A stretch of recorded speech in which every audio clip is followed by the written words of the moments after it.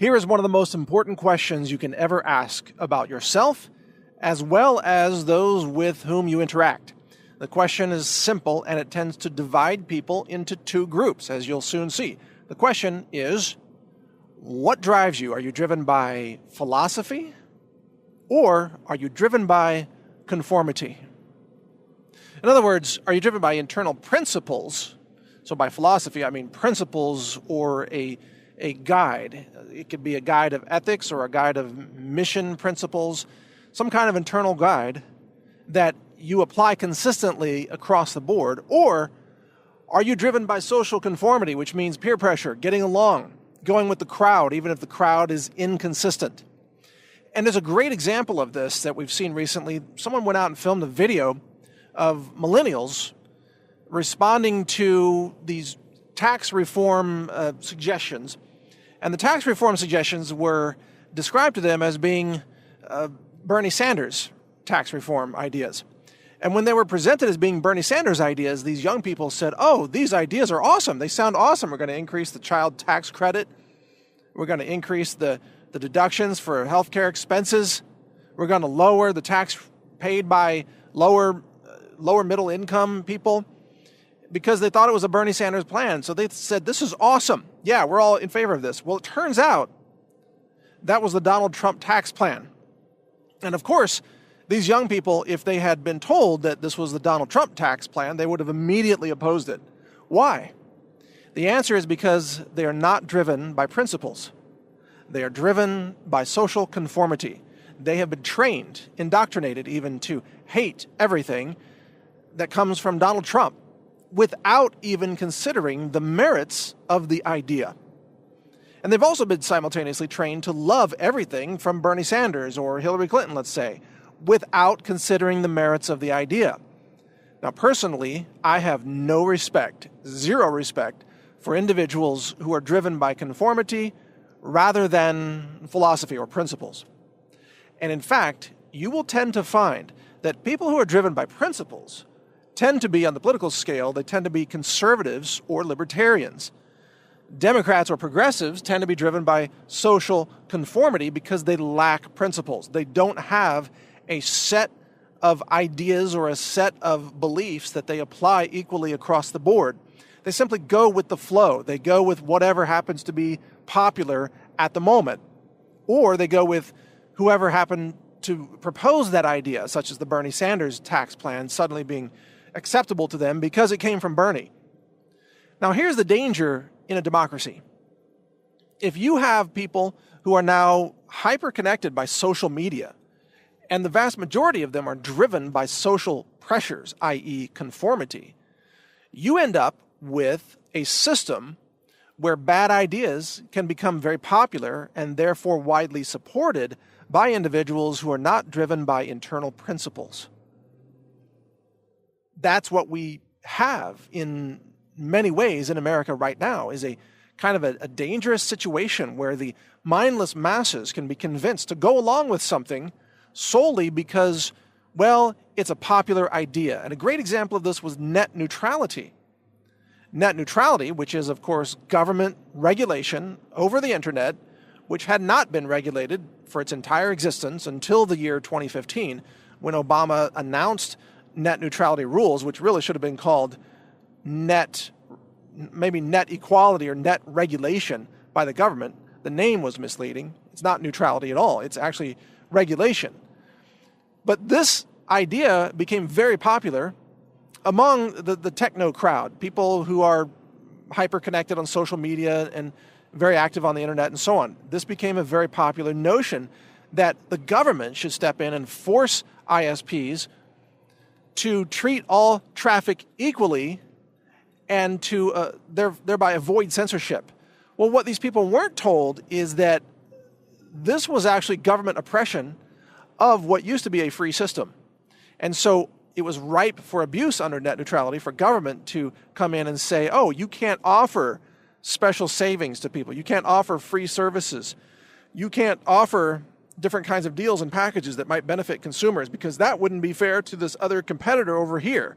So net neutrality actually became really stifling of the internet.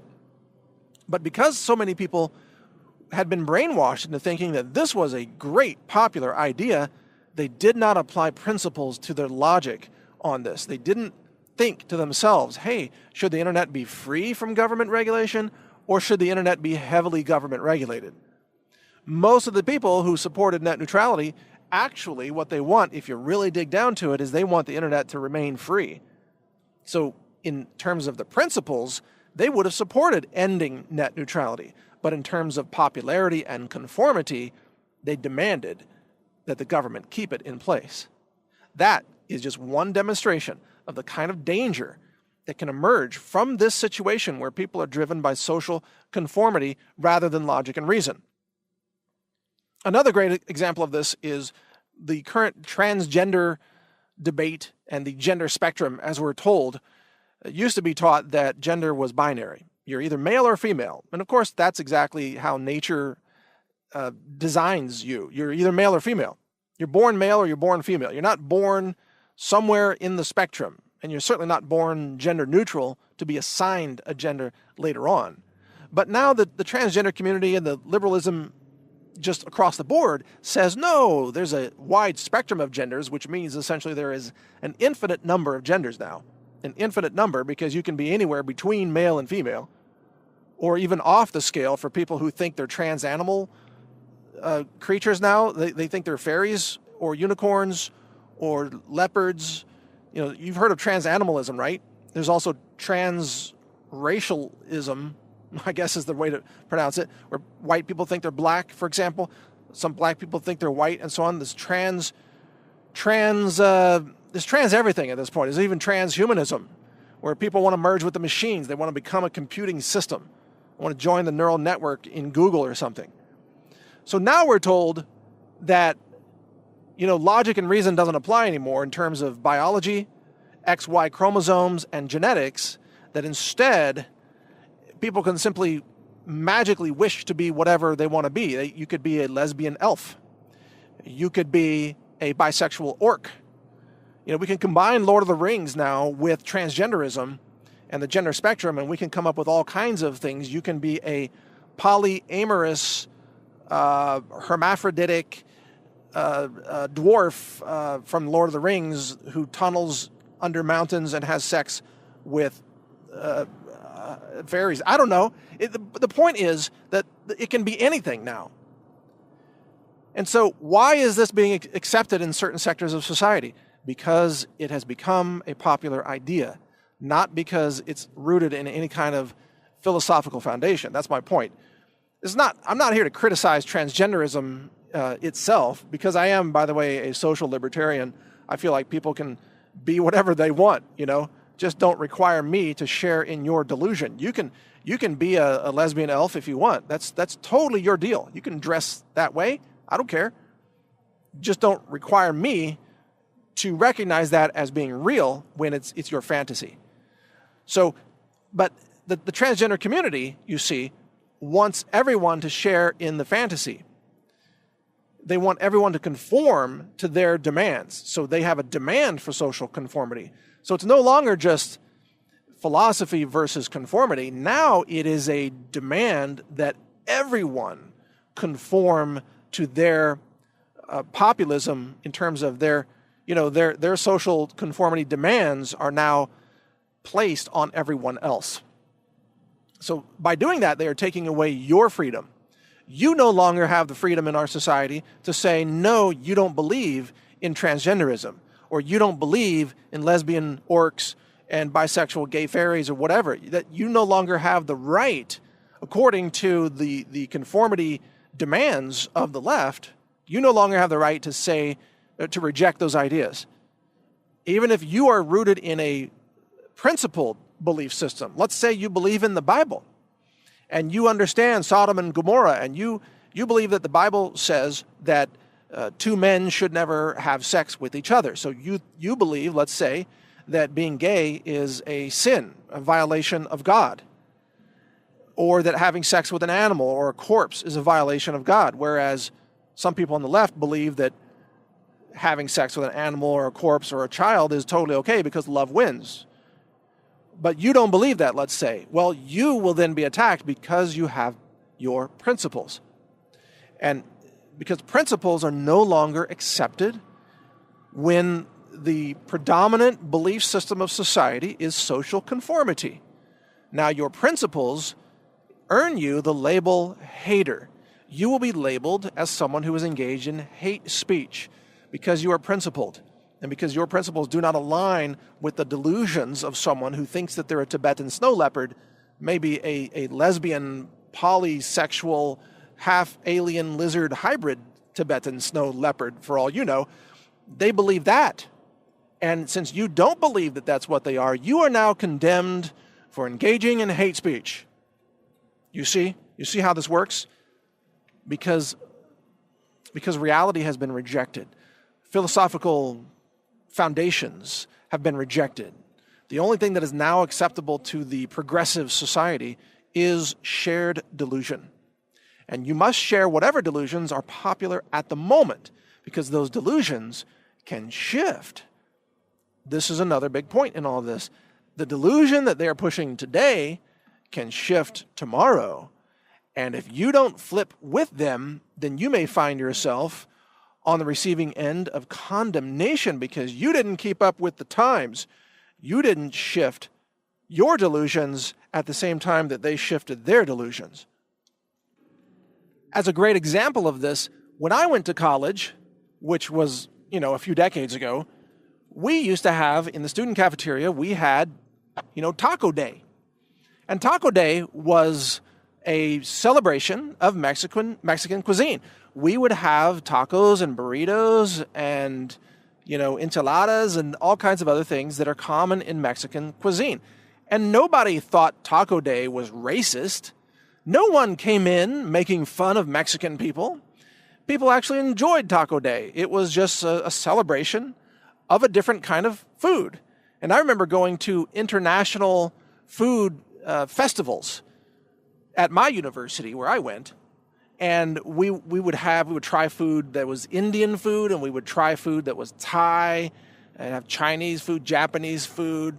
They'd have some sushi there, and it was awesome. You could have International Food Day. Well, now, thanks to progressivism, thanks to the liberal lunacy of the left, Taco Day is considered racist. You can't have Taco Day now because now it's cultural appropriation, we've been told. This is one example, by the way, of how the left ruins everything. It used to be fine. We used to have fun, all of us, and even the Mexicans didn't feel like that was racist.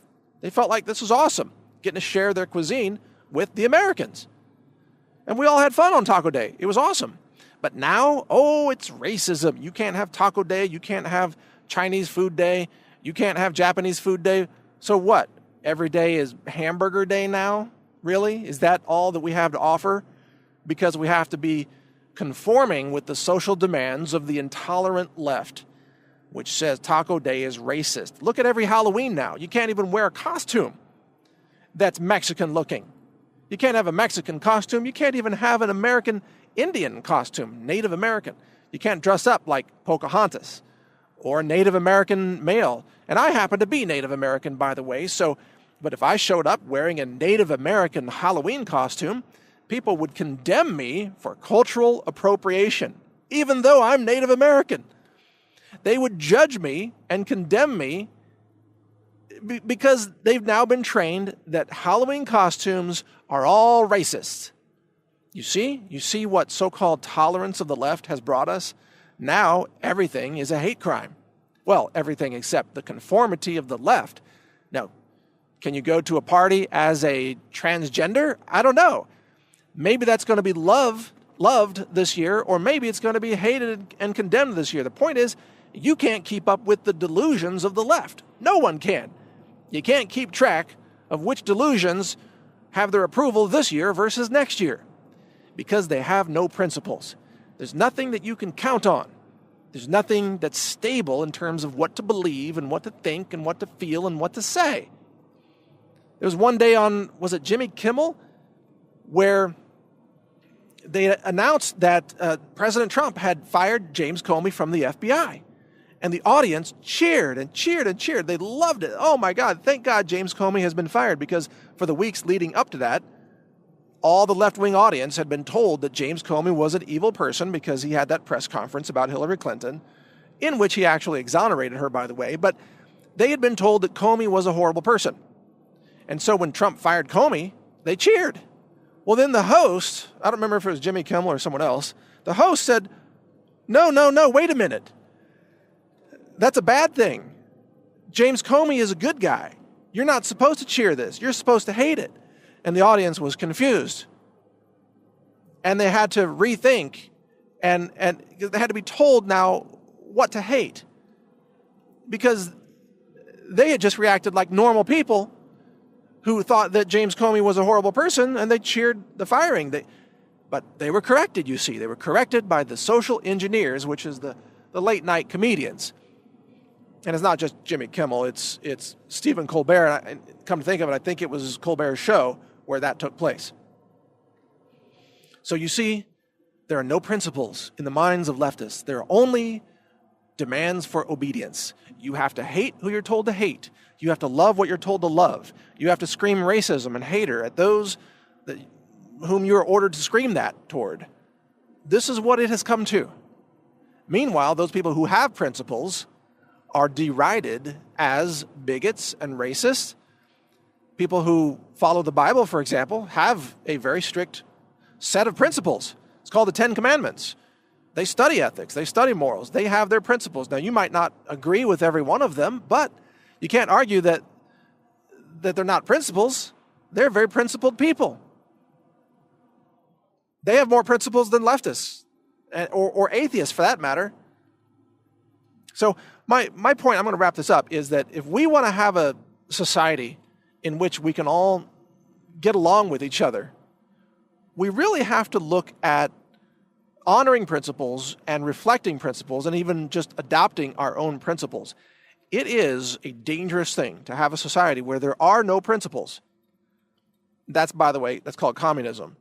And communist China is a society with no principles, which is why people there are so dishonest, so rude, so evil in their actions, and they have a police state dictatorship. It's a tyranny. They have no principles, and they've outlawed, religion in many cases. And they do organ harvesting of the Falun Gong members who are arrested for meditating in public, and then they have their organs harvested, they're killed off, and some communist Chinese political leader makes money off their kidneys. That goes on every day in China. It's real. It's happening right now. I want to live in a society that has principles. And America was founded on biblical principles. And if you get down to it, if you read the Ten Commandments, they are some pretty good principles to live with if you want to live in a civilized society. And you don't have to have biblical principles, but if you have any principles at all, you will find that a lot of them overlap the Bible's Ten Commandments and the other principles that are taught in the Bible throughout the Bible. Like one principle is, do unto others as you would have them do unto you. Another principle is just don't run around killing people for no reason. Or even a reason. Just don't run around killing people. It's not the way you have a civilized society. So these are some things to think about.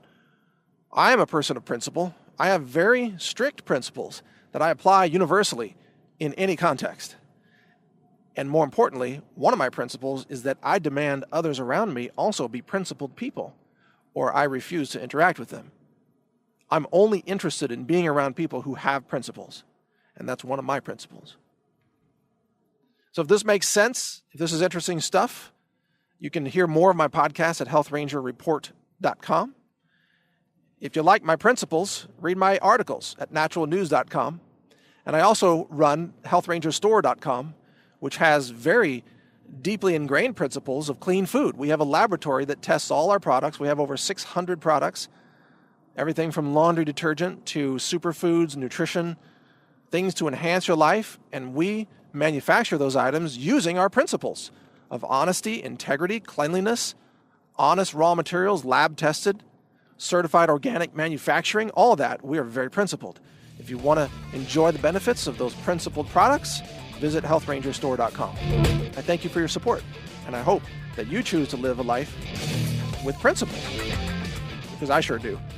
And I'd love to encounter other people in our world who share that belief system that we should have principles, we should have an internal philosophy and not just be blowing in the wind to conform with every social delusion that comes along. So thank you for listening. Be safe and take care. Learn more at healthrangerreport.com. Thank you for watching. If you want to support our mission, visit us at healthrangerstore.com for the world's largest selection of lab-verified superfood and nutritional products for healthy living. It's at healthrangerstore.com.